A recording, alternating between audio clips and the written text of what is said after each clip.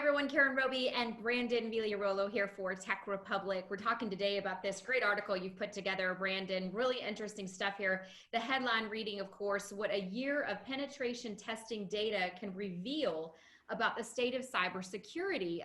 A lot of ground to cover here, but I think a good place to start. Just talk first about what is it's the biggest problem that the enterprise is facing from a pen testing standpoint.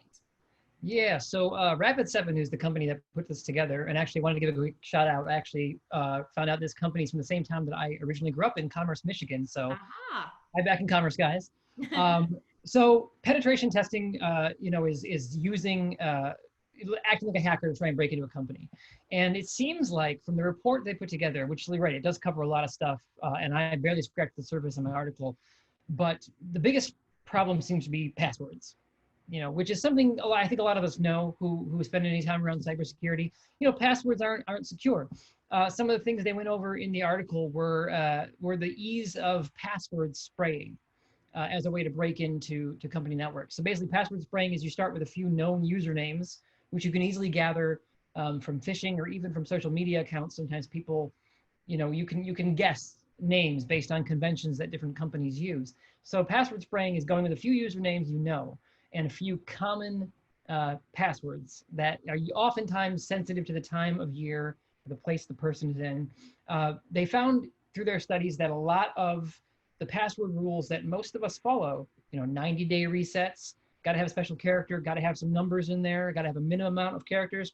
These rules oftentimes lead to people using the same basic formulas over and over. Passwords like summer 2020 ! Or the name of the company, or even just the word password with a few numbers, letters, or characters thrown in there. They're incredibly common. And when it comes time for a 90-day reset, instead of changing those, someone just going is from summer 2020 ! To fall 2020 ! Or autumn. These are very formulaic and very predictable, and they are a huge problem for a lot of companies that have been penetration tested by Rapid7 in the past year. The simple response to that is, well, let's use multi-factor authentication. But it turns out only 35% of the companies that Rapid7 tested in the past year were using multi-factor authentication to protect accounts. And that's the easiest, simplest thing you can do. It's kind of surprising to me, Brandon, that it's that low of a number, at this very point that are using the multi-factor. I would have thought there would be, a higher percentage, especially with so many companies now being remote. Yeah, and it's an incredibly easy thing to implement. A lot of basic structural systems that you might use to build an enterprise app on are going to have that kind of thing enabled. Or you can go with a provider like Okta or someone else who, provides that service relatively easily to add to, an enterprise network. And I mean, it can, a lot of times, users think it's an inconvenience. And a lot of reports I've read over and over say, users don't like it because it's inconvenient. They got to wait for a text. They got to use a authenticator app. But the fact of the matter is, it's like the most easily deployable, most effective way to double up on passwords, which just aren't secure anymore. Yeah, and let's face it, talk about an inconvenience. If the infrastructure is hacked, it goes well beyond just being inconvenienced. Well, me saying I was surprised by that, while we're in that same vein, any surprises in the report that jumped out? Yeah, the one big thing that Rapid7 seemed to be surprised about, and I kind of was as well, was VPN security. Now, you might think when you hear that, oh, okay, there's an obvious reason why VPNs have become a sore spot for security in the past year, and that's because of the pandemic. More people are remote, more people are using VPNs, and so the visibility of VPNs as a security problem has skyrocketed. In 2019, or the 12 months that ended in 2019, Rapid7 said that VPN security issues, or one issue in particular, ranked 50th on the most common vulnerability. And this year, that same vulnerability ranked 18th most common. That's a huge jump.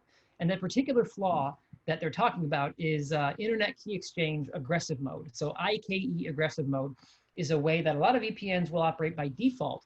And that means that they're sending a pre-shared encryption key in an unencrypted message. So the encryption key, which is a necessary part of securing a VPN, is being sent over the internet in an insecured way. So if someone can intercept that, they can then use that as a jumping off point to breaking into your VPN and then breaking into your network.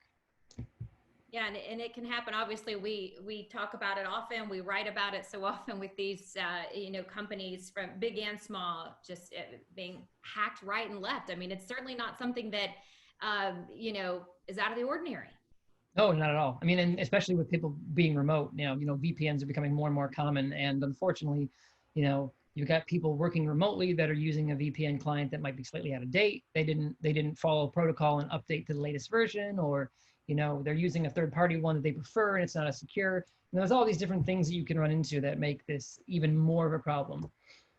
Yeah, and I think Brandon, you talk about how so many of the problems exposed in this report were things that we were already aware of. This just highlights even more the need for some of these things to be turned around. So, how do companies address all of these problems? What do they need to do? Yeah, they made 3 recommendations in the report, and I think these are excellent ones. So, obviously, rethink password management. Clearly, passwords and the formulaic way in which we change our passwords every 90 days, it's not enough anymore. And it probably won't be enough.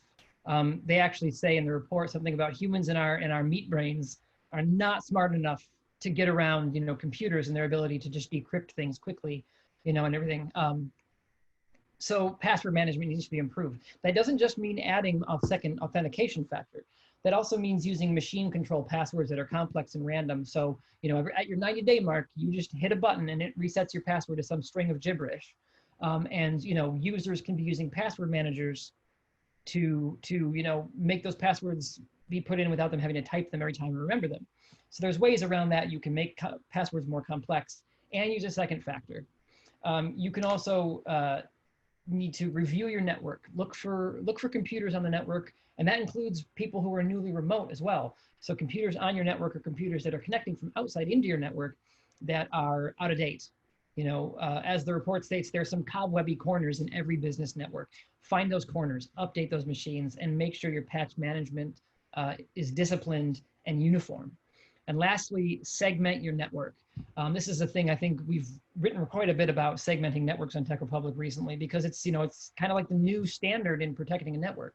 If someone gets in or someone gets credentials for one privileged user, if the network isn't segmented, they have lateral movement capability everywhere that user has permissions.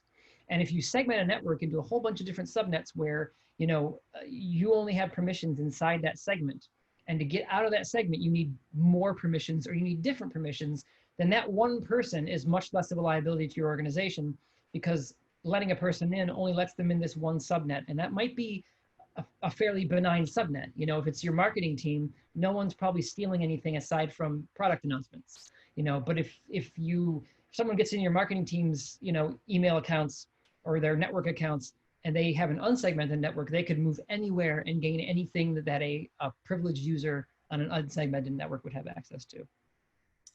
Just so much to think about. It seems like it's always, Brandon, when it comes to cybersecurity, you always have to be a step ahead. And before you know it, I think a lot of companies, it's, CIOs I talk to, CTOs, they feel like they're already behind. It's just a constant, it's a constant thing. Yep, it's almost like you need someone on staff in a cybersecurity team that their only job is keeping up with the news, and that's an expensive position to have. But I mean, nowadays it's just things move so fast, and you've got to stay one step ahead, because that one vulnerability, if there's one thing you miss, and you never are aware of it, a year from now, that can come back to bite you. A lot of common vulnerabilities that people get hacked on are things that have been known about for a long time. Right. Got to stay on our toes. All right, Brandon. Well, of course, your full article and the results from that survey can all be found on Tech Republic, and we hope all of you will check it out. And we appreciate you watching today.